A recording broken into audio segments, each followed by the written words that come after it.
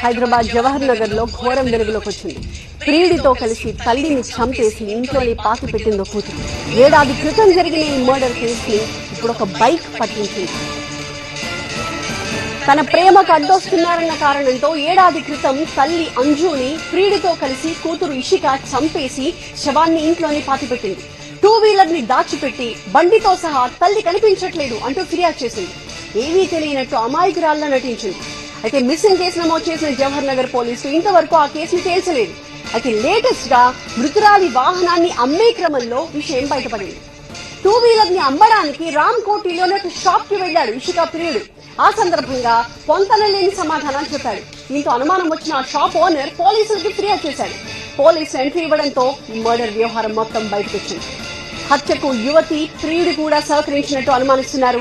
సంఘటనా స్థలంలో పోలీసులు అలాగే క్లూస్ టీం సహాయంతో తవ్వకాలు చేపట్టి మృతదేహాన్ని పోస్ట్ మార్టం కి పంపించారు.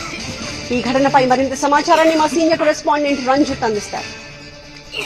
జవహర్ నగర్ లో దారుణం చోటు చేసుకుంది. పెళ్లికి తల్లి ఒప్పుకుంటలేదన్నటువంటి కారణంతో ప్రియుడితో కలిసి తల్లిని